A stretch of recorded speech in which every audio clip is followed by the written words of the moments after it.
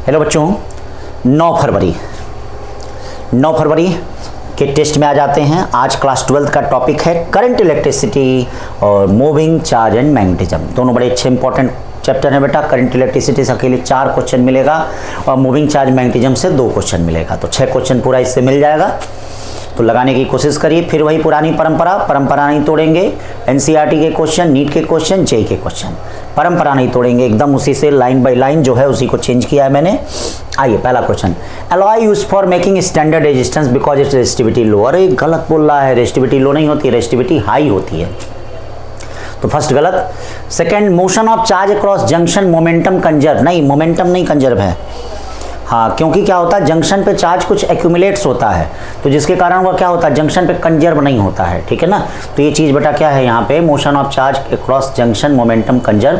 तो इस बात पे थोड़ा सा ध्यान देना। तो यहाँ पे बोथ स्टेटमेंट आर इनकरेक्ट है। क्या है ये, इनकरेक्ट है। आ जाओ दूसरा question. First set of 20 cell, ये क्या हो गया भैया, कहें 20 है, इसमें करेक्शन है।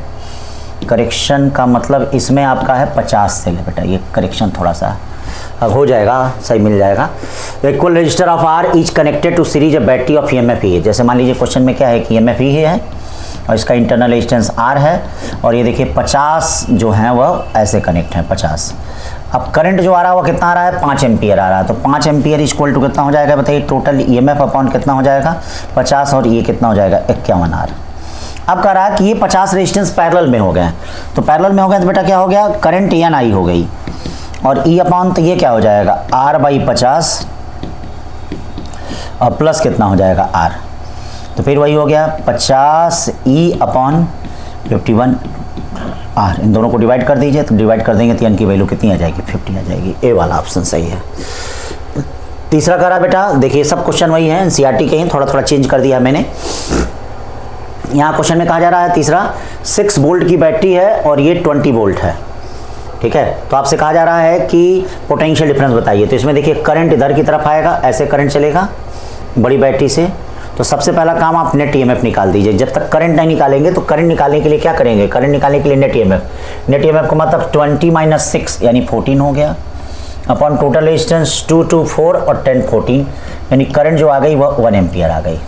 अब देखिए एक सेल डिस्चार्ज हो रहा है तो उसका पोटेंशियल डिफरेंस कितना होगा, V1 इक्वल टू क्या हो जाएगा, हाँ V2 इक्वल टू क्या हो जाएगा, E2 माइनस IR2। क्यों, ये वाला सेल डिस्चार्ज हो रहा है। E2 कितना हो जाएगा 20 माइनस 1 N2 कितना हो जाएगा 2, यानी ये क्या हो जाएगा 18 वोल्ट। फिर ये वाला सेल देखिए इसके पॉजिटिव टर्मिनल में जा रहा है, तो ये चार्ज हो रहा है। तो चार्ज हो रहा है बच्चों, क्या हो जाएगा V1 equal to E1 plus IR1। E1 कितना हो जाएगा 6 प्लस I कितना हो जाएगा, ध्यान दीजिएगा 1, और R1 कितना हो जाएगा 2, यानी ये कितना हो जाएगा 8 वोल्ट। आपसे क्या पूछा गया है, हाँ E2 by E1 find the ratio of potential difference, हाँ सेकंड अपॉन फर्स्ट। तो ये ध्यान दीजिएगा 18 बाई क्या पूछा गया 8, तो 2 9 18, 2 चौके 8, यानी 9/4 ऑप्शन हो जाएगा। ठीक, छोटी छोटी बातें ध्यान दें। फिर यहाँ देखिए ये क्वेश्चन क्या है, इन the given figure potential difference across 4E is 0। देखिए अब इसको भी हमने चेंज कर दिया है। बस चेंज करने का यही उद्देश्य है बेटा कि आप लोग लगाइए उसको, रटिए मत। जैसे अभी आंसर रट लेते हैं, मार देते हैं R1 माइनस R2, लेकिन हमने इसमें 4E कर दिया, 3E कर दिया, चेंज कर दिया, अब बदल जाएगा आंसर। तो यहाँ अब देखिए दोनों सेम डायरेक्शन में है, दोनों की ईएमएफ सेम डायरेक्शन में है, तो इसका मतलब नेट ईएमएफ कितना हो जाएगा ये बताइए। Net current I equal to 4E, और ये कितना हो जाएगा 7E अपॉन कितना हो जाएगा R1 प्लस R2 प्लस कितना R। पहले सेल के क्रॉस पोटेंशियल डिफरेंस 0 है। ये देखो पहले सेल के क्रॉस पोटेंशियल डिफरेंस क्या है, हाँ 0 है। तो पहले सेल के क्रॉस पोटेंशियल डिफरेंस 0 है, तो इसका मतलब V1 इक्वल टू 0 है। तो ये क्या हो जाएगा 4E minus I R1 equal to 0, 4E minus 7E upon R1 plus R2 plus R equal to क्या 0। ये देखिए 4E minus 7E upon R1 plus R2 plus R equal to 0। यहाँ से अब क्या हो गया भैया, E कॉमन ले लीजिए। हाँ, जब E कॉमन ले लेंगे तो ये देखिए E कॉमन ले लेंगे तो क्या हो जाएगा, यहाँ से 4R1 plus 4R2 plus 4R minus 7 equal to क्या हो जाएगा 0। ये सब इधर जाके 0 हो गया। ठीक है, ये सब इधर जाके क्या हो गया, हाँ यहाँ R1 भी तो रहेगा 7R1, इधर जाके सब 0 हो गया। अब देखिए 4R1 7R1 माइनस कितना हो गया 3R1 plus 4R2 equal to क्या हो गया 4R इक्वल टू 0 हो गया। ठीक है, plus 4r equal to 0, r equal to क्या हो गया 3r1 माइनस 4r2 अपॉन कितना हो गया 4, 3r1 माइनस 4r2 अपॉन 4 हो गया। ठीक है, छोटी छोटी बातें ध्यान दें।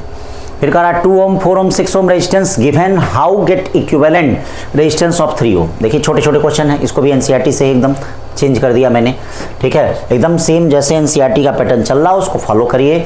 देखिए जेई के क्वेश्चन कितने सिंपल आए हैं, तो ऐसे ही आपको देखिएगा जैसे लगेगा कि आप गुरुकुल के टेस्ट सीरीज में बैठे हुए हैं, ऐसा लगेगा आप। ठीक है बेटा, तो 2 ओम 4 ओम 6 ohm resistance, how gate equivalent 3 ओम। तो अब इसमें देखो क्या है, ऑल 3 इन पैरेलल नहीं मिलेगा, ऑल 3 इन सीरीज नहीं मिलेगा। अब 2 और 4 इन सीरीज, चलो 2 और 4 को सीरीज में जोड़ दो, 2 और 4 सीरीज में हो गया, और 6 क्या हो गया इसके पैरेलल में हो गया, हाँ ये मिल जाएगा। 2 और 4 सीरीज में 6, 6 6 पैरेलल में कितना हो जाएगा 3, ये मिल गया। फिर देखिए 6 क्वेश्चन का number density of free electron in copper atom conductor, ये यानी 6 इंटू यानी इक्वल टू कितना हो गया 6 इंटू 10⁻28 हो गया। How long does an electron take to drift, हाँ एंड ऑफ वायर की लेंथ कितनी हो गई, ये 10 मीटर हो गई। एरिया ऑफ क्रॉस सेक्शन कितना हो गया 4 इंटू 10⁻12 हो गया। करंट कितनी हो गई, current I equal to 0.8 ampere हो गया।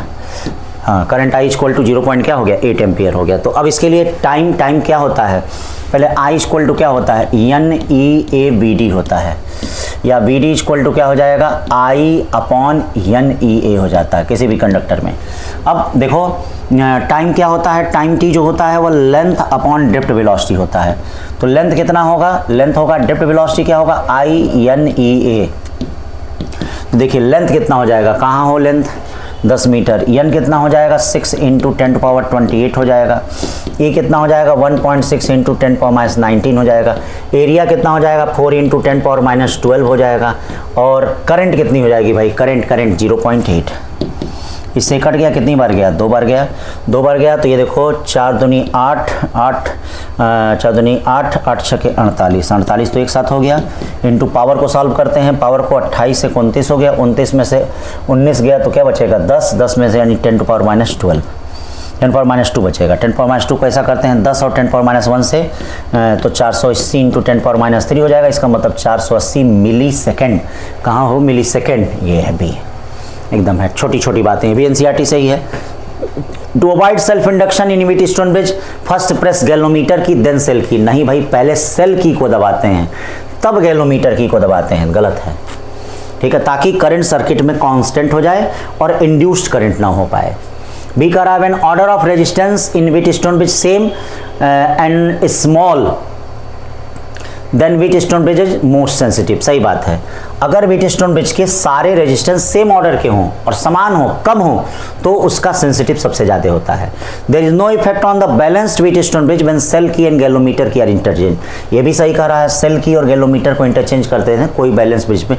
Kirchhoff junction rule is the reflection of the fact there is no accumulation of charge at, हाँ junction, reflection of the fact there is no accumulation of charge at junction. ठीक है, ई क्या करा, resistivity depends on the time interval between two successive collision, between two successive collision, between two, सही बात है, resistivity depend करता है क्योंकि टाउ पे डिपेंड करता है। तो इसका मतलब इसमें सब आ जाएगा। इसमें क्या क्या आ जाएगा, ध्यान दीजिएगा, BCDE, यानी BCDE का मतलब आंसर जो हो जाएगा वो क्या हो जाएगा डी, आंसर क्या हो जाएगा D. At network of resistance is connected to 27 volt battery with internal resistance 2 ohm. Find ratio of VAB, VBC, VCD. देखिएगा VAB, VBC, VCD आपको फाइंड करना है। तो अब ये देखिए, इसमें सबसे पहले इक्विवेलेंट निकाल लीजिए। 4 4 कितना हो जाएगा, ये देखिए 2 हो जाएगा, और 12 6 72/18 ये 4 हो जाएगा। तो 4 2 6 1 7 7 2 9, यानी करंट कितना हो गया 27/9 का मतलब क्या हो गया 3 एम्पियर। अब 3 एम्पियर करंट हो गया तो AB के क्रॉस पोटेंशियल डिफरेंस कितना होगा, ये देखो AB के क्रॉस पोटेंशियल डिफरेंस कितना होगा I कितना हो जाएगा 3 इंटू 2 कितना हो जाएगा 6 वोल्ट। BC के क्रॉस कितना हो जाएगा, ये देखो BC के क्रॉस कितना हो जाएगा, BC के क्रॉस हो जाएगा 3 इंटू 1, 1 इंटू 3 का मतलब क्या 3 वोल्ट। और CD के क्रॉस कितना हो जाएगा, ये देखिए I कितना हो गया 3 और CD कितना हो गया 4, यानी कितना हो जाएगा 12।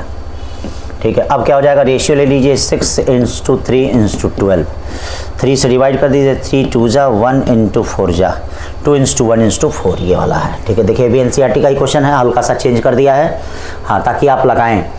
टेंसेल ई कॉमा आर, इसका मतलब प्रत्येक का ईएमएफ ई है और प्रत्येक का इंटरनल रेजिस्टेंस कितना है, आर है, ये मतलब होता है। कनेक्टेड इन क्लोज लूप, किसमें कनेक्ट है भैया, हाँ ध्यान दीजिएगा, क्लोज लूप में कनेक्ट है। ये देखिए टेंसेल है, हाँ कनेक्टेड इन क्लोज लूप, ठीक है, चलिए भाई अच्छी बात है, कनेक्टेड इन हाँ क्लोज लूप। करा इनमें से out of 10 cell 1 cell connected with wrong way, गलत तरीके से। Find ratio of potential difference across any one right cell and wrong cell. तो सबसे पहली चीज आप नेट ईएमएफ निकाल लीजिए। तो नेट ईएमएफ के लिए, इसके लिए आपको पास फार्मूला पता होगा, हाँ क्या होगा, n-2m इंटू ई। n कितने सेल हैं, 10 हैं, एक सेल गलत तरीके से है तो इसका मतलब क्या हो जाएगा, 8e, क्या हो जाएगा 8e। करंट कितना हो जाएगा भैया, करंट हो जाएगा net EMF upon total resistance. Net EMF कितना हो गया 80 और टोटल रेजिस्टेंस कितना हो जाएगा, ये देखिए टोटल रेजिस्टेंस कितना हो गया 10, ठीक है। Find the ratio of potential difference, हाँ करंट हो गया 80 अपॉन 10R हो गया, ठीक। अब potential difference sorry right cell के क्रॉस फाइंड करना है, क्या, राइट सेल। तो राइट सेल क्या होगा, राइट सेल याद रखिएगा डिस्चार्ज होगा। तो राइट सेल अगर डिस्चार्ज होगा तो V1 equal to any one right cell, any one right cell बोल रहा है, तो V1 equal to E minus कितना हो जाएगा 8E अपॉन 10R, और ये ध्यान दीजिए R से R कट जाएगा, कितना हो जाएगा 2 बाई कितना 10, 2E बाई 10। और रॉन्ग सेल क्या होगा, चार्ज होगा, तो रॉन्ग सेल चार्ज होगा तो 8E अपॉन कितना 10R, से R कट जाएगा, 10 8 18 हो जाएगा, ठीक है, यानी 18 बाई 10 हो जाएगा। 18 बाई 10 का मतलब 2 बाई 18 यानी 1 बाई 9, ये आंसर आ जाएगा, 1 बाई क्या हो जाएगा 9 हो जाएगा, ठीक। फिर उसके बाद देखिए 10वां, ए वायर ऑफ रेजिस्टेंस 144 ओम, ठीक है 144 ओम है, अच्छी बात है, होना चाहिए, हम कहाँ मना कर रहे हैं। Made in the form of cubical frame, cubical frame, cube में कितना होता है 12 साइड होते हैं cubical frame. Find difference in the equivalent resistance between diagonally opposite corner of cube and the base corner of cube, ठीक है। कहने का मतलब क्या है, ये देखिए क्यूब दिया गया है, ये क्यूब दिया गया है, हाँ इसमें ध्यान दीजिएगा 12 साइड होते हैं, पूरा 144 ओम है, तो इसका मतलब प्रत्येक साइड का कितना हो जाएगा 12 ओम हो जाएगा, ठीक है 12 ओम हो जाएगा, 12 एम 144, 12 साइड है ना जी, हाँ। अब कर रहा है किनके बीच का, तो यहाँ आपको पता होगा, याद होगा आपको, इसके और इसके बीच का इक्विवेलेंट रेजिस्टेंस हम आपको बताए हैं, RAB इक्वल टू 5/6, ठीक है 5/6, हाँ R 5/6 यानी R कितना है 5/6 इंटू 12 यानी 10 हो जाएगा। और बेस कॉर्नर के बीच हम आपको बताए होंगे RAC बताए होंगे 3/4 इंटू R, तो R कितना हो जाएगा, ये देखिए 12 हो जाएगा, ये 9 हो जाएगा। अब डिफरेंस कितना हो जाएगा, AB माइनस AC 10 माइनस 9 यानी 1 ओम, कितना हो जाएगा 1 ओम। छोटा question, wire of resistance R uniformly stretched to 4 time, देखिएगा खींचा जा रहा है, जब खींचा जाता है तो रेजिस्टेंस क्या हो जाता है R डैश इक्वल टू क्या हो जाता है N स्क्वायर R, यानी रेजिस्टेंस जो हो जाएगा वह कितना हो जाएगा 16 गुना हो जाएगा। What is the equivalent resistance when the 3 equal part connected in parallel, चलो भैया हाँ अब इसको क्या किया जा रहा है, व्हेन कट इन 4 पार्ट, तो 4 पार्ट का मतलब प्रत्येक का रेजिस्टेंस कितना हो जाएगा 4R 4R 4R 4R, ये हो गया। 3 पार्ट पैरेलल में है, ये देखिए चलिए 3 पार्ट पैरेलल में, ये 3 पार्ट और फिर 1 पार्ट सीरीज में है, 4 4 4 4, अब 4 4 ये सीरीज 4/3 हो गया और प्लस ये क्या 4, तो 4 3 12 4 18/3 R, अरे गड़बड़ हो गया क्या,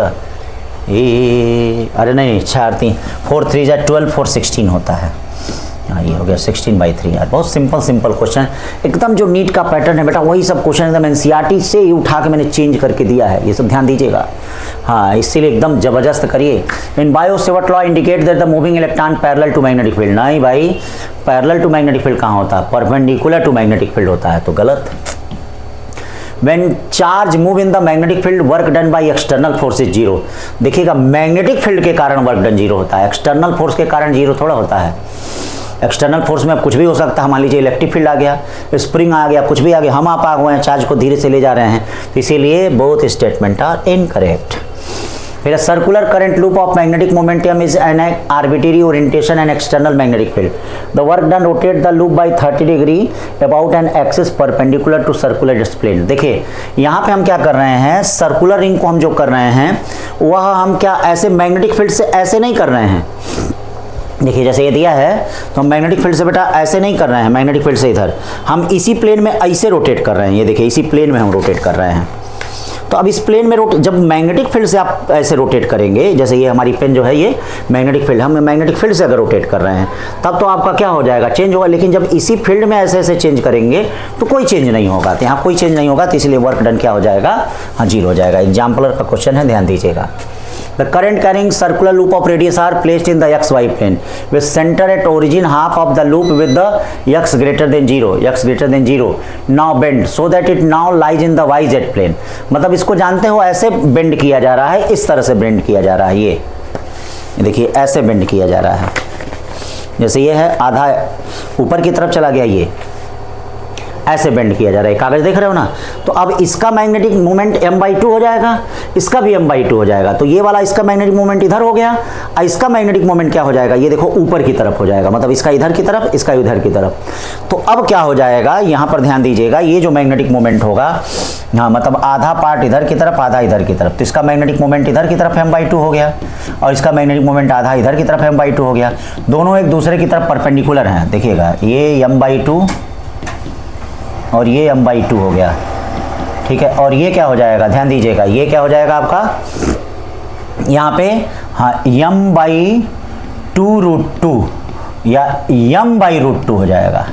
m/√2 का मतलब m/1.4। देखिएगा रिजल्टेंट बता रहे हैं, तो m/1.14 यानी 0.7 m आएगा।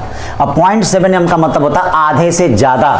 हाँ देखिएगा इसमें भी ऑप्शन में हमने चेंज कर दिया था। तो magnitude of new magnetic field, new magnetic moment more than half of, हाँ मैग्नेटिक मोमेंट। तो देखिए हार देन है कि नहीं है, न्यू का आधा से ज़्यादा है, तो इसीलिए ए वाला है, ठीक है। Statement first, dimension of E B upon M, M माने मास, हाँ तो E B upon M is equal to frequency. R equal to क्या होता है, आर इक्वल टू क्या होता है, R equal to M B upon क्या होता है, क्यू बी होता है।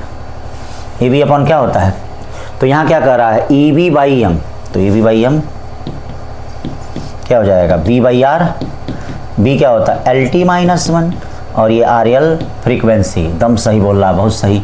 Bio Savart law follow inverse square law, बहुत सही बोल रहा है। दोनों करेक्ट हैं, क्या करेक्ट हैं, दोनों करेक्ट हैं।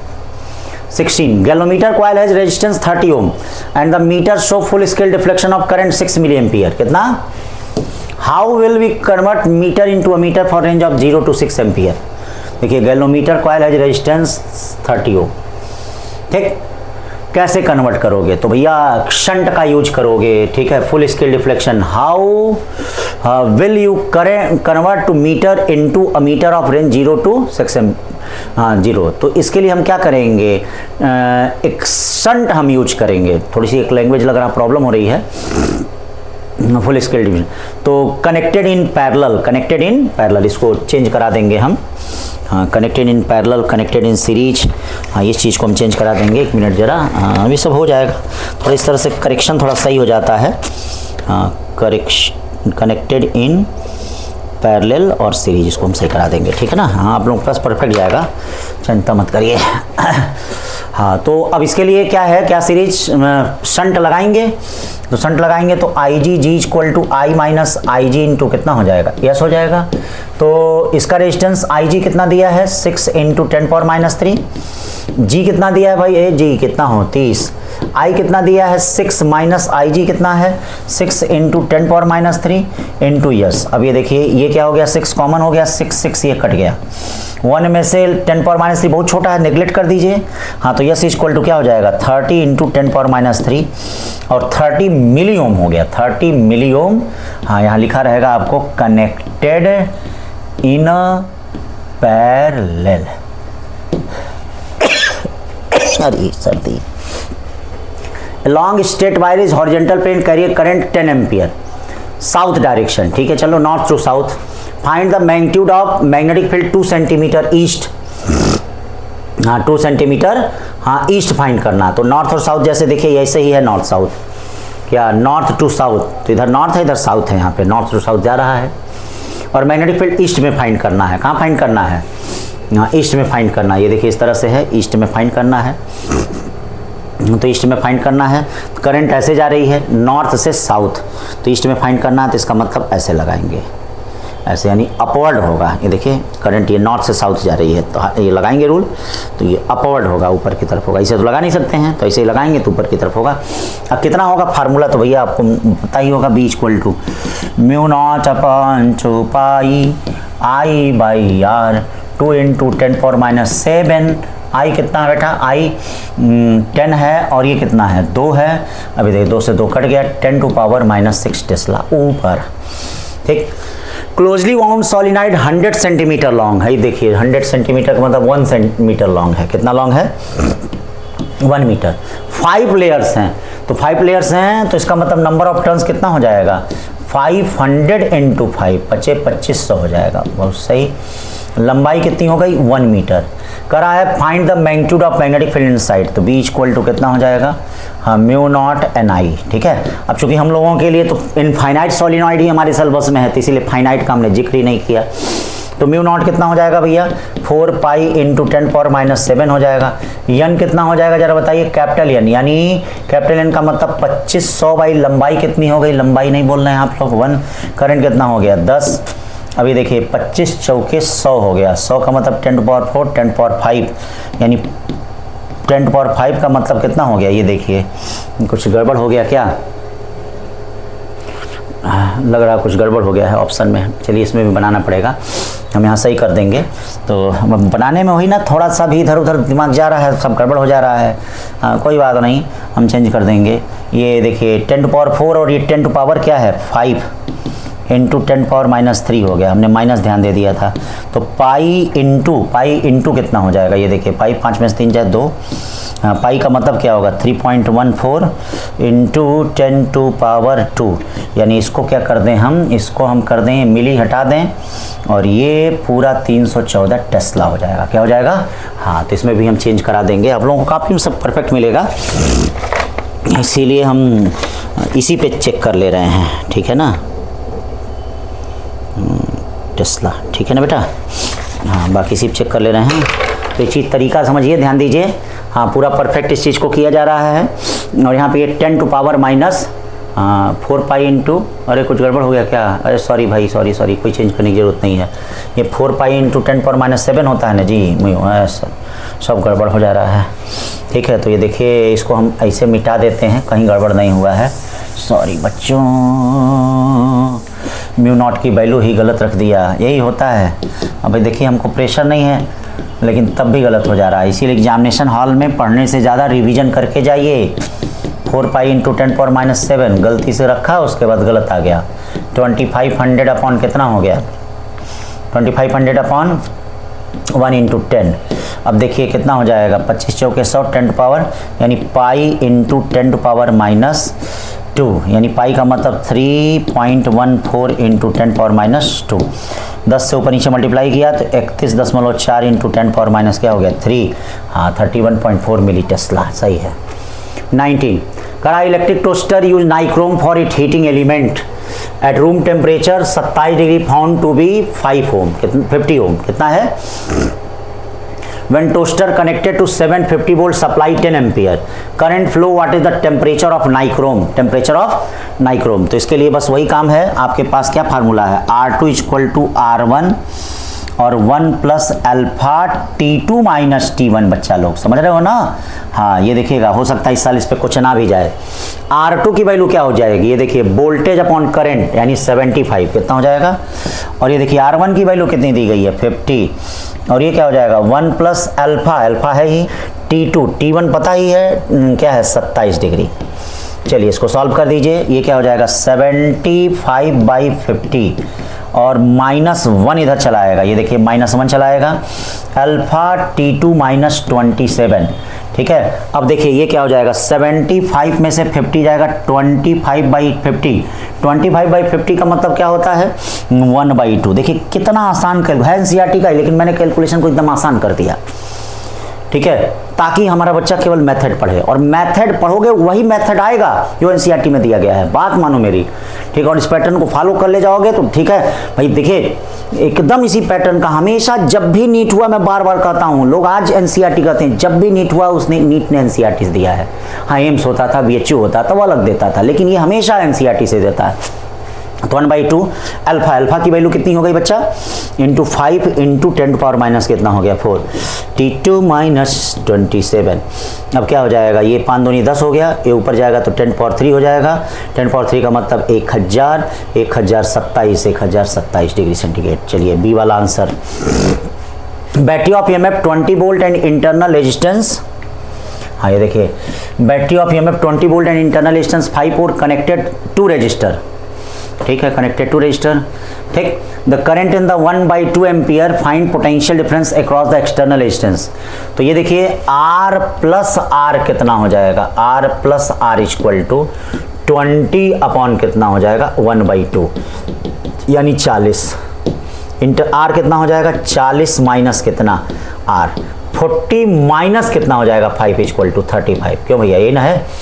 अब कहा जाएगा किसके क्रॉस, आर के क्रॉस आपको पोटेंशियल डिफरेंस चाहिए। जैसे मान लीजिए कहीं भी क्वेश्चन बना होगा तो इस तरह का डायग्राम आया होगा। अब डायग्राम हम नहीं बना रहे हैं तो ये मत कहिए कि सर आप नहीं बना रहे हैं, ठीक है, आप लोग भी कुछ तो बनाएंगे, ठीक है। ये देखिए, ये आपका ये हो गया 35। तो आखिरकार करंट तो इसमें दौड़ रही है 1/2 ही।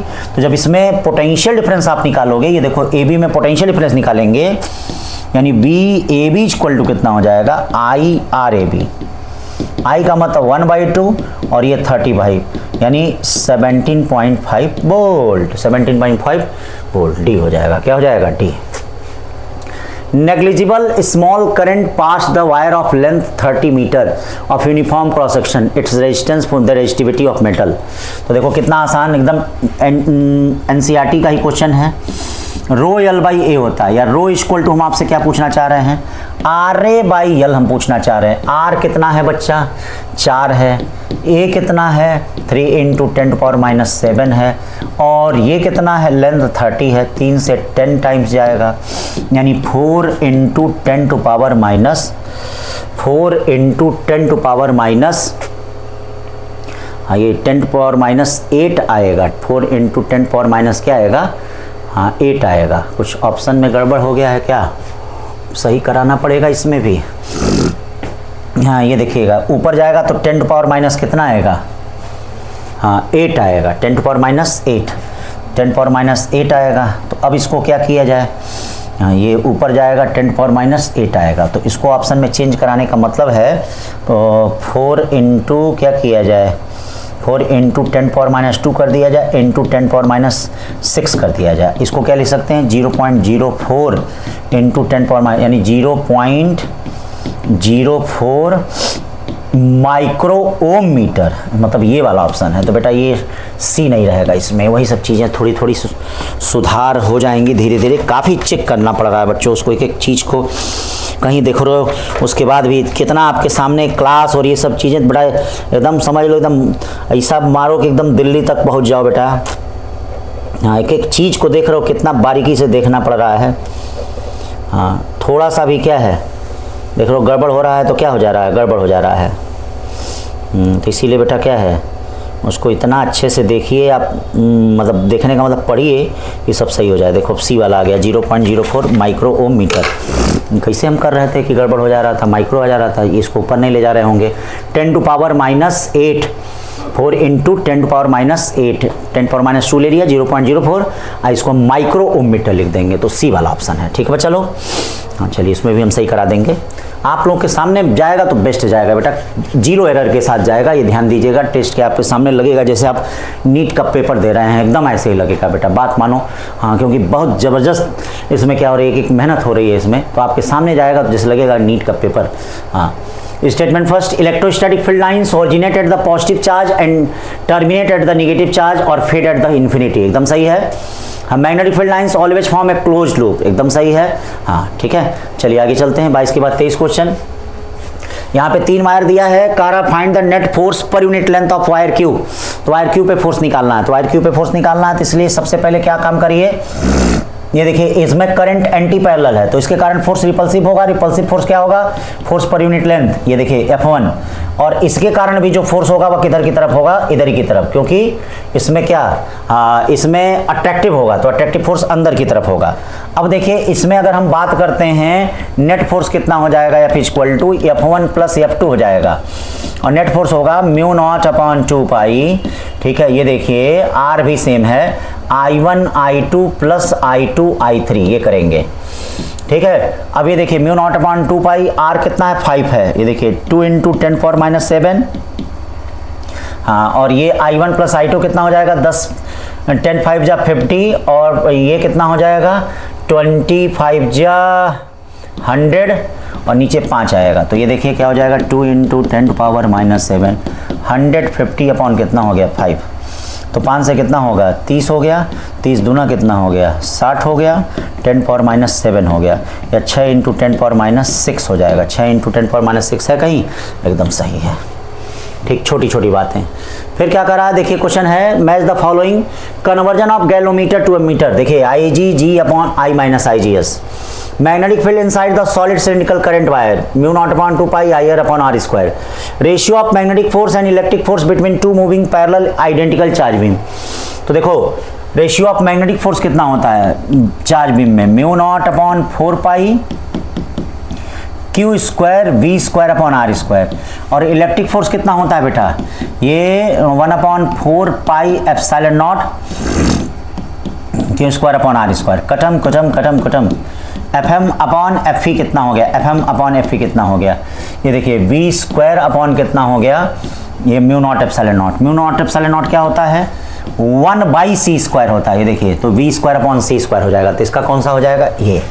फिर क्वेश्चन कहा जा रहा है ratio of magnetic field at centre to axis due to circular current. तो सर्कुलर करंट कैरिंग वायर के कारण, ये देखो सर्कुलर करंट कैरिंग वायर के कारण, ठीक है, ये ratio of magnetic field at centre to axis. Centre और एक्सिस पे जो रेशियो होता है बेटा वो क्या होता है? 1 plus x square upon R square पे 3/2। तो अगर x की वैल्यू रखोगे √3r तो ये देखो 4 आ जाएगा, 4 का स्क्वायर रूट 2, 2 का क्यूब कितना हो जाएगा? 8। तो इसका आंसर कौन सा हो जाएगा? D। अब ये C सही है, A का S, B का R चेक कर लें, C का P एकदम सही है, D का Q एकदम चेक कर लें। हाँ हो गया। चलिए फिर उसके बाद 25 regular hexagon of resistance 36 ohm find equivalent resistance between adjacent corner. ठीक है, एडजेसेंट कॉर्नर मतलब जो समीप वाले कोने हैं। तो रेगुलर हेक्सागोन है उसका रेजिस्टेंस 36 ओम है, तो इसका मतलब बेटा प्रत्येक पार्ट का कितना होगा? 6 ओम होगा। 6 एडजेसेंट माने ये, तो इनको हम क्या करते हैं? इनको हम सीरीज में जोड़ देते हैं। तो 1 2 3 4 5 सीरीज में जोड़ देंगे तो कितना हो जाएगा? 30। और इसके साथ पैरेलल हो जाएगा तो 1/RP इक्वल टू क्या हो जाएगा? 1/30 प्लस 1/6, या 30 1 जा 5 जा, या RP क्या हो जाएगा? 30/6 यानी कितना हो जाएगा? 5 ओम हो गया। 25 के बाद 26 alpha particle proton and neutron moving in the constant magnetic field with constant potential find the ratio of there radii. अब इसके लिए आपको फार्मूला देखना पड़ेगा कि कांस्टेंट पोटेंशियल से घूमता है तो R इक्वल टू क्या होता है? रूट में 2mqv अपॉन qb होता है। इसका मतलब R directly proportional to root में m/q होता है। इन होता है। हाँ, सब फार्मूले आपको हमने सब बताए हैं। R alpha, R proton, R neutron equal to root m/q। Root m/q का मतलब कितना हो जाएगा? ये देखिए रूट m/q का मतलब कितना हो जाएगा? 4m अल्फा के लिए अपॉन 2q प्रोटॉन के लिए, m/q हो गया, न्यूट्रॉन के लिए 2m/q।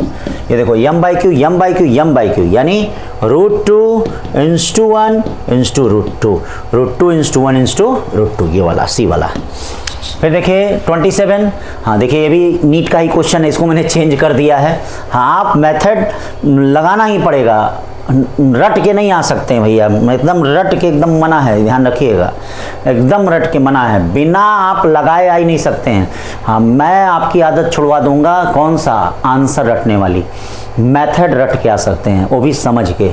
ठीक है, you are given several identical resistance each of value 8 ohm. ध्यान दीजिए प्रत्येक की वैल्यू कितनी है? 8 ओम है। each of 1 ampere it is required to make a suitable combination of these resistance of 4 ohm which can carry a current of 8 ampere. The minimum number of resistance required for this job.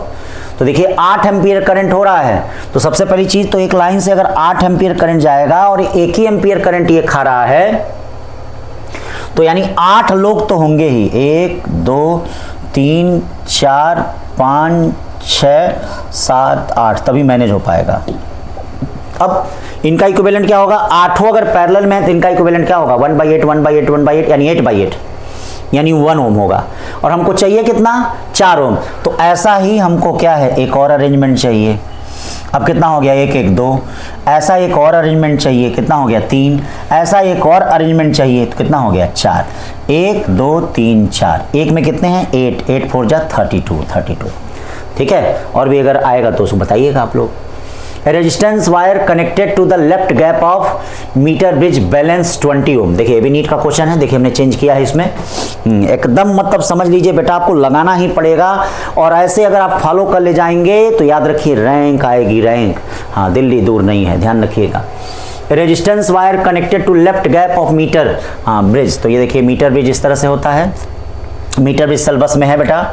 हाँ, ये देखो ऐसे दिया गया है, तो ये देखो ये बांट रहा है कितने में, डिवाइड कर रहा है 5:4 में, और लेफ्ट गैप में वायर लगा हुआ है तो इसको पी मान लीजिए, क्यू कितना दिया है, हाँ 20 ओम दिया है, तो पी कितना होगा, P/20 = 5/4, ठीक है, या P = कितना हो जाएगा 25 ओम हो जाएगा, 25 ओम हो गया। देखिए कह रहा है कि इसकी लेंथ जो है, इसमें जो वायर लगा हुआ है ये वायर, इसकी लेंथ 5 मीटर है, तो 5 मीटर का रेजिस्टेंस कितना है, 25 ओम है। ये देखो 25 ओम जो रेजिस्टेंस है वो कितने का है, 5 मीटर का। 1 ओम कितने का होगा, 5/25, और फिर उसके बाद 3 ओम किसका होगा, ये देखो 3 ओम किसका होगा, 5/25 × 3, ठीक है, यानी कितना हो जाएगा 0.6। हाँ, देन लेंथ ऑफ, अरे यार गड़बड़ हो गया, ये सब मीटर में होना चाहिए, चलो सही करा देंगे हम, ये सब सही करा देंगे, सब आपको सही कॉपी में आपके सब सही मिलेगा, चिंता मत करें, वहाँ सब सही मिलेगा। हाँ डोंट वरी, हाँ वहाँ आपको कहीं भी 0 एरर के साथ मिलेगा मीटर, इसीलिए डिस्कस मैं पहले कर दे रहा हूँ, इस तरह से डिस्कस करने में सही होता है। कोई आंसर भी गड़बड़ होगा तो आपके सामने सही जाएगा, ठीक है। हाँ लेकिन देखेंगे जब आप लोग तो क्या है, इसको देखेंगे। द मास ऑफ, देखिए भी नीट का क्वेश्चन है, हल्का सा चेंज कर दिया हमने। The masses of the wire of copper is in the ratio of 1:2:3 and ratio of their length, ये find the ratio of the electrical resistance. तो इलेक्ट्रिकल रेजिस्टेंस क्या होता है, R = ρL² अपॉन मास होता है, इसका फार्मूला मैंने बताया था, R directly proportional to L² by कितना होता है, M। R directly proportional to L² by कितना होता है, M। ये देखिए L² बाई कितना हो जाएगा, M। तो इसका मतलब R1 × R2 × R3, देखिएगा लेंथ कितना, 3 × 2, तो 3 रखोगे पहले, 9 रखोगे, 9 बाई क्या रखोगे 1, फिर 2 रखोगे, 2 2 4 बाई कितना रखोगे 2 मास, और फिर क्या रखोगे 1 बाई कितना रखोगे 3, तो ये क्या जाएगा 9 × 2 × 1/3, ठीक है। अब इसको सॉल्व करना है तो 3 से मल्टीप्लाई कर दो, 3 से मल्टीप्लाई कर दोगे तो क्या हो जाएगा 27 6 × 1, ये मत मार देना गलती से, हाँ कई लोग इस पे हो सकता मारे हों, गलत है, ठीक है। अब ये भी नहीं ऑप्शन है तो घबराने की ज़रूरत नहीं है, हाँ कहीं घबराने की ज़रूरत नहीं है, इसको आपको क्या करने की ज़रूरत है, 3 से मल्टीप्लाई करने की ज़रूरत है, जो काम कर सकते हैं वो सब में कर सकते हैं। तो ये कितना हो जाएगा 81, ये हो जाएगा 18 और ये हो जाएगा 3, तो ये वाला ऑप्शन होगा डी। छोटी छोटी बातें। On the basis of electrical conductivity, which one of the following magnetic has the smallest resistance? तो सिल्वर का होता है सबसे कम रेजिस्टेंस जो होता है वो सिल्वर का होता है, ठीक है, ये सिल्वर का। Which of the following resistivity versus temperature curve is most suitable to use in the wire bound standard? Wire bound का मतलब होता है alloy, wire bound का मतलब होता है alloy, और एलॉय के लिए आप जानते हैं ये किसके लिए, एलॉय के लिए है, ये एलॉय के लिए होता है। ये आपका किसके लिए होता है, ये आपका कंडक्टर के लिए होता है, और ये आपका सेमी कंडक्टर के लिए होता है, सी वाला, ठीक है ना। फिर कह रहा है इसमें देखिए, हाँ इसमें देखिए कह रहा है given below are two statement, the equivalent EMF of two non identical batteries connected in non-ideal battery is connected in parallel is smaller than either of the two EMF। नहीं भाई, स्मॉलर नहीं होता है, बीच का होता है। देखिएगा एनसीईआरटी एग्जाम्पलर का क्वेश्चन है ये। हाँ, एनसीईआरटी एग्जाम्पलर का क्वेश्चन है। E1 है, R1 है, ये देखिएगा E2 दिया है, R2 दिया है। तो जब आप ये फाइंड करेंगे, ये देखिए, तो नेट ईएमएफ कितना होगा? E1 R2 plus E2 R1 upon R1 plus R2 होगा। और नेट रेजिस्टेंस जो होगा R1 R2 upon R1 plus R2। तो ये बताइए, ये वाला क्या है? E1 और E2 से कम है। ठीक है, तो इसका मतलब ये गलत। The equivalent internal resistance of two non ideal batteries connected in parallel is smaller than, हाँ ये सही है। जैसे ये पैरेलल कॉम्बिनेशन हो गया तो ये इनसे कम होगा, तो ये वाला सही है, तो डी वाला सही होगा। आंसर डी सही है इसमें।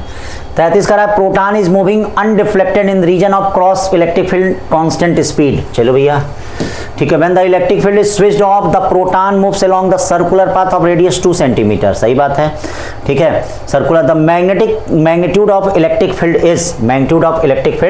इज, तो आपके पास क्या फार्मूला है? R = mv upon qv। ठीक है। V = क्या होता है भैया? मैग्नेटिक फील्ड दिया है कि नहीं दिया है? अरे भाई काहे नहीं आ रहे हो? हाँ, crossed electric field magnetic field. अच्छा, तो इसको चेंज किया जाए, वेलोसिटी दिया है तो इसको चेंज करें। V = E/B होता है, तो B कितना हो जाएगा? E/V। चलो आ जाओ, R = mv square upon qv। क्या फाइंड करना है भैया? इलेक्ट्रिक फील्ड फाइंड करना है। तो electric field E = mv square upon कितना हो जाएगा? qr। यम कौन है? इलेक्ट्रॉन, प्रोटॉन है, तो प्रोटॉन का मास 1.6 × 10⁻27। v स्पीड कितनी हो जाएगी? 2 दूनी 4 × 10 कितना हो जाएगा? 25। और सॉरी 25 नहीं है स्क्वायर करते हैं, दसन होगा। अरे गजब है। कि 1.6 × 10⁻19 और रेडियस कितना है? रेडियस है 2 × 10⁻²। तो ये देखो, इससे कट जाएगा, 2 के आसपास आंसर आएगा। हाँ, ये देखिए सब इसमें कट जा रहा है। ये देखिए 10⁻10 हो गया, 19 2 21, 21 10 31 में 4, तो ये आ जाएगा ए। ठीक है, छोटी छोटी बात। फिर कहा, 2 long parallel wire extend wise separate by a distance of 6 centimetre carry current of 5 ampere and 4 ampere respectively in opposite direction shown in the figure. The magnitude of resultant magnetic field at point P at a distance of 4। यानी यहाँ resultant बताना है। तो एक के कारण magnetic field देखो infinite है, अंदर होगा, और एक के कारण बाहर होगा। तो पहले हम इसके कारण जरा निकालते हैं। तो इसके कारण क्या हो जाएगा? B1 = μ0/2π। ठीक है, μ0/2π, ये कितना हो जाएगा? 5 अपॉन कितना हो जाएगा? 6 4 10 10 × 10⁻²। ठीक है, इसके कारण क्या हो जाएगा? B2 = क्या हो जाएगा? μ0/2π, ये कितना हो जाएगा? 4 अपॉन 4 × 10⁻²। सब आंसर एक होना चाहिए। ठीक है, अब देख लीजिए यहाँ पे क्या हो जाएगा? नेट मैग्नेटिक फील्ड क्या हो जाएगा? B = B2 - B1। तो μ0/2π × 10⁻² बाहर हो गया। ठीक है, और ये क्या बचेगा? हाँ, ये 1 बचा और ये 1/2 बचा। तो 1 में से 1/2 जाएगा तो कितना बचेगा? 1/2। तो यानी μ0/4π × 10 का स्क्वायर, ये क्या हो जाएगा? 10⁻7 × 10 का स्क्वायर, यानी 10⁻7 10⁻5 हो जाएगा। 1 × 10⁻5 टेस्ला, एकदम सही है। 35 करा, the net current flowing in the given circuit. Given circuit में नेट करंट आपको बताना है। तो बेटा एक बात याद रखना, ये कैपेसिटर लग गया है। कैपेसिटर बहुत बदमाश होता है। आइडियल कंडीशन में ये चार्ज को जाने नहीं देगा। तो ये जितने लोग हैं यहाँ से इसकी लाइन में, जितने लोग हैं, कितने लोग हो जी तुम लोग? अरे ओ बच्चों, कितने लोग? तो ये देखो इतने, इसमें करंट नहीं जाएगा। तो जब करंट नहीं जाएगा तो अब देखो खाली सर्किट में ये सब हटा दो, ये सब हटा दो, गायब हो गया। 6 और 3 कितना हो जाएगा? पैरेलल में 6 और 3 पैरेलल में 6 3 18 9 2 और 2 क्या हो जाएगा? 4 और 4 पैरेलल में कितना हो जाएगा? 2 ओम। 2 2 2 2 2। तो 2 का मतलब क्या हो जाएगा? I = V/R। ये देखिए 2 हो गया, 2/2 का मतलब 1 एम्पियर हो गया। बस समझे ना कंसेप्ट क्या है? कितना आसान सा कंसेप्ट। ठीक है, ये देखिएगा एग्जाम्पलर का पहला क्वेश्चन CR सर्किट का दिया है। हाँ, बाहर से नहीं है। एनसीईआरटी एग्जाम्पलर का पहला क्वेश्चन सीआर सर्किट का है। तो ये नहीं कह रहे सर कैसे इसमें सी और आर ला दिए, नहीं आएगा आप लोगों में, अभी 23 जून वाले में आया था। फिर कह रहा galvanometer having coil resistance 30 ohm need 20 milli ampere current. ये देखिए need 20 milli, the maximum current of 3 ampere, ठीक है, added to galvanometer, the resistance of shunt to be added to galvanometer. तो इसके लिए आपके पास वही फार्मूला होगा, कौन सा formula, I G G equal to I minus I G into S. फिर वही देखिए क्या दे रहा है 20 मिली एम्पियर, तो इसका मतलब ये क्या हो जाएगा 3 ampere minus 20 into 10 power minus 3, और yes yes yes yes yes होता है। और आई जी कितना होता है, आई जी 20 इंटू 10 पावर माइनस 3 होता है। जी बेटा कितना होता है, जी कितना होता है 30 होता है। हाँ अब क्या करना है भैया ध्यान दीजिएगा, यहाँ से 20 ये 1 0 कट गया 6.6 आ गया, और ये कितना आ जाएगा 2.98 आ जाएगा इंटू यस, ये यस इक्वल टू 0.6 अपॉन 2.98, ये क्या हो जाएगा 0.6 अपॉन 2.98। तो अब क्या करेंगे, कितने से हम इसको कट करें कि आंसर आ जाए, ठीक है। ये पहले देख लेते हैं, ये यहाँ कर देते हैं, ये 2 3 6 30 कर देते हैं, तो ये भी बाहर आ जाएगा 149, ये वाला होगा, ठीक है सही है। फिर उसके बाद स्टेडी स्टेट, ये भी आ गया सीआर सर्किट। हाँ इसमें कोई चार्ज वोर्ज नहीं जाएगा, हाँ नहीं इसमें क्या पूछा है, 1 मिनट, इसमें पूछ रहा है, हाँ ये पूछ रहा है कि इसमें कितना स्टोर एनर्जी होगी। तो देखो ये कैपेसिटर है, हाँ इसमें पोटेंशियल को बांट लो, पहले पोटेंशियल को बांटो, तो 5 इंटू 10, जो इसके क्रॉस पोटेंशियल होगा वही इसके क्रॉस होगा, 5 इंटू ये देखिएगा 5 इंटू 10, 5 इंटू 10 अपॉन कितना हो जाएगा 25, 5 5 जा यानी 2 वोल्ट इसके क्रॉस हो गया और 3 वोल्ट इसके क्रॉस हो गया। अब पैरेलल में क्या होता है बेटा, जो वोल्टेज इसके क्रॉस होगा वही वोल्टेज इसके क्रॉस होगा, ठीक है, पैरेलल में सेम होता है। और चार्ज Q इक्वल टू बोलो कितना होता है CV, C का मतलब 2 हो गया और 8 हो गया, यानी कितना हो गया 16 माइक्रोकूलम, 16 माइक्रोकूलम। फिर देखिए a wire of resistance 9 ohm is bent in form of equilateral triangle, then the equivalent resistance across any 2 vertices. तो 9 ओम है, तो ये बताओ प्रत्येक का कितना हो जाएगा 3 3 3। अब 3 3 6 में हो गया, 6 और 3 क्या हो गया पैरेलल में, हाँ 6 3 जा, हाँ 6 और 3 पैरेलल में 18/9 यानी 2 ओम आएगा, क्या आएगा, हाँ 2 ओम आएगा, सही है 2 ओम। The current of 5 ampere exists in the square loop of side 1/√2 metre. ये देखिए एक साइड है, स्क्वायर लूप है, इसका साइड कितना दिया है 1/√2, 1/√2 मतलब करंट है, अच्छा साइड दिया है 1/√2, करंट कितनी है 5 एम्पियर। ठीक, the magnitude of magnetic field B at the centre of square. तो ये आपको मालूम ही होगा, इसके लिए मैंने आपको बताया था तरीका कि ये डिस्टेंस r निकाल दीजिए, ये एंगल निकाल दीजिए, एंगल 45 डिग्री होगा, ठीक है, क्यों 45 डिग्री होगा, तो मैग्नेटिक फील्ड क्या हो जाएगा B equal to 4 μ0 upon 4 pi I/r sine 45 और प्लस साइन 45 हो जाएगा, यही हो जाएगा सबके कारण, एक के कारण इसके कारण भी ऊपर, इसके कारण भी ऊपर, इसके कारण भी ऊपर, इसके कारण सबका ऐड हो जाएगा। तो अब देखिए 4 से 4 कट ही गया, तो क्या बचा μ0 अपॉन, चाहे इसको रहने दीजिए 4 अभी मत काटिए, हाँ 4 इंटू μ0 अपॉन 4 पाई, I कितना है 5, R कितना हो गया, R देखो ये क्या होगा 1/√2 का आधा, 1/√2 का आधा का मतलब 1/√2 का आधा का मतलब 1/√2 का आधा का मतलब 1/2√2, साइन 45 1/√2 1/√2 1/√2 1/√2 2/√2 2/√2। ये देखिएगा ये क्या हो जाएगा 4 हो गया इंटू 10⁻⁻7 हो गया, 5 हो गया, 2√2 हो गया इंटू 2/√2 हो गया, √2 कैंसिल हो गया।